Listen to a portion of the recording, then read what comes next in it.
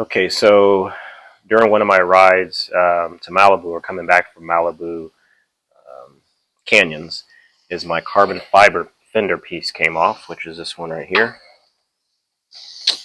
It actually didn't come off. It was one of my buddies rode up beside me and told me to pull over. Make sure that doesn't get scratched there. Told me to pull over, and there was only one screw here. All the other ones were missing these two.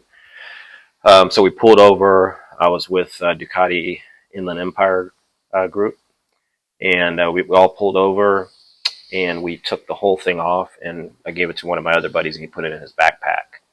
And so what I did was I went on Amazon and ordered some more screws along with replacements because I need three, 1, 2, and 3.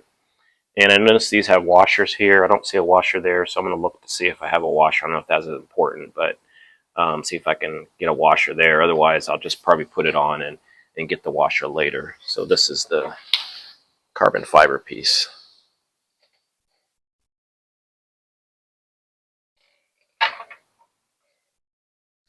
It should go on here like this.